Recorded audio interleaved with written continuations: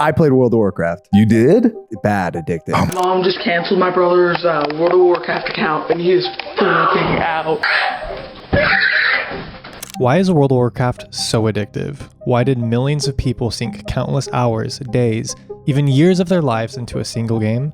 Today, we're going to dive into the history of World of Warcraft and how Blizzard designed one of the most addictive games of all time. This is madness.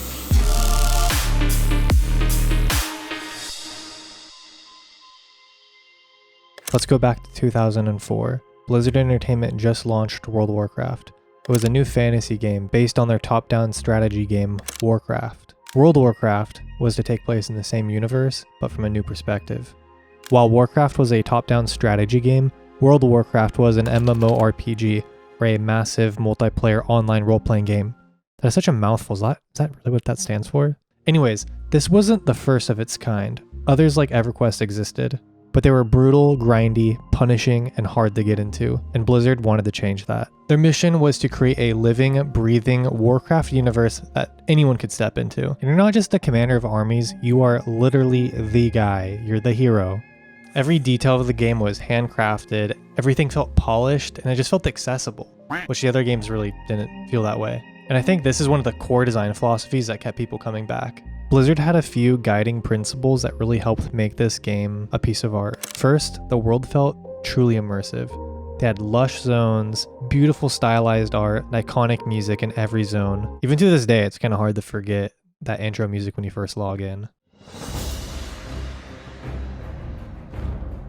Second, instead of having clunky mechanics and text-based gameplay like a lot of these other games did, World of Warcraft was clear. There was quest, there was smooth controls, and there was just like a feeling of progression. Every time you hopped into the game, you felt like you were building something. And don't even get me started about the community, okay? The community in this game is awesome. You have guilds, which you could get into groups for dungeons and raids, and these just weren't like side features or anything like this. It was like a core mechanic, a core feature of this game was the community. Blizzard wanted you to need other people and to create and form friendships with other players. This made you feel like this was something bigger than just a game. And by 2010, this really paid off as Blizzard had over 12 million subscribers. This was the largest MMO in history at the time. But this is where things get kind of interesting. The very systems that made World of Warcraft fun and accessible also made the game extremely addictive. Now let's break this down into 3 key reasons backed by psychology and neuroscience. So number 1, the core game loop and progression system. So at the heart of WoW was the game loop. You kill monsters, you get loot, you gain experience, you level up, and then you do it all over again. And this might kind of sound simple on the surface, but here's the trick. Every time you logged in, you kind of just felt this sense of growth. From the new gear, the new zones you unlock, psychologists call this a compulsion loop. You're rewarded just enough each time you play to keep you engaged, but not so much that you ever feel finished. And for new players just hopping in, each zone felt like a whole new world, keeping them hooked for months before they even reached endgame content. Even as I got my character to max level when I was a kid, and it just felt like a new beginning, because now I'm like, okay, I got all this endgame content to do. I gotta get better gear, I gotta get into different guilds, I gotta, there's so much stuff. It's a constant drip of progress that taps into the brain's dopamine system, making you crave the next reward. And see, dopamine isn't just the pleasure chemical, it's actually tied to anticipation. Back when we were hunters and gatherers, dopamine motivated us to keep searching for food, to chase prey, to explore beyond the next hill. The reward wasn't guaranteed, but the possibility kept us moving. World of Warcraft hijacked that same system. You never knew if the next quest, the next dungeon, the next boss would drop something. Just like our caveman ancestors, scanning the horizon for a meal, you kept pushing forward, driven by the hope that the next moment would bring you a reward that you were waiting for. Reason 2, gambling. Now let's talk about loot in World of Warcraft. Not every monster drops something valuable. Sometimes you get nothing, and sometimes you get a common item, and sometimes, just sometimes, you get that ultra rare epic loot. This is called a variable ratio reinforcement schedule. It's the same system used in slot machines actually. The randomness creates anticipation. You don't know when the next big win's gonna come. You keep pulling the lever, or in this case you keep, killing mobs or running dungeons or raids, hoping that you get, next big piece of loot. Pair that with the visual spectacle. You have big flashy numbers, the golden glow of the rare loot, and suddenly your brain is wired to crave that next jackpot. World of Warcraft didn't just give you items, it gave you a mini casino with every encounter. Now the last reason is social pressure and identity. So the social side of World of Warcraft is arguably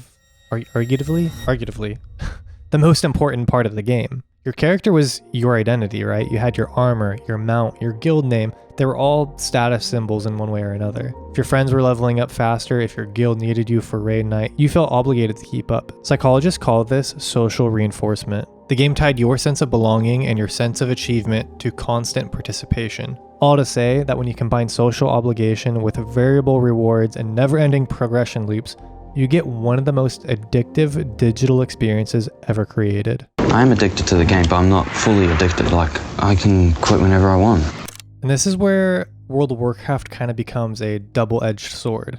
And for many, it was a place of joy and happiness, community. People even met lifelong friends, spouses. But for others, it became destructive. People lost their jobs, failed relationships, neglected their responsibilities.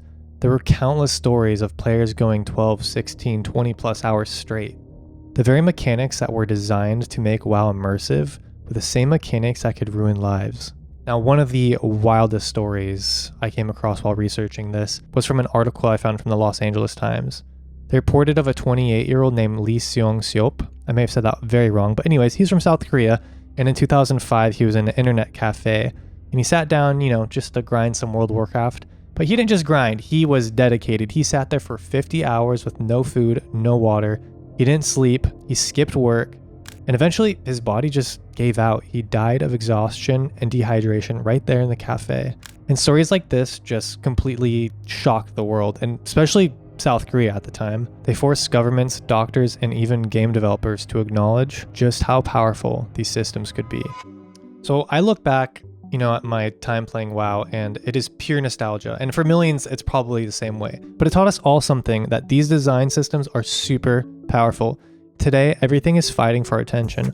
Mobile games use daily login rewards, social media apps hook us with infinite scrolling, and streaming platforms autoplay the next episode before the credits even finish. These are the same psychological hooks that once kept us grinding in Azeroth.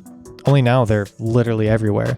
And I think it's so important to really notice this. Anyways, I hope you enjoyed that deep dive into the psychology behind the addiction of World of Warcraft and the mechanisms that drive us to want to play that damn game.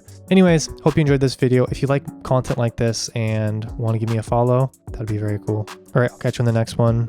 So yeah.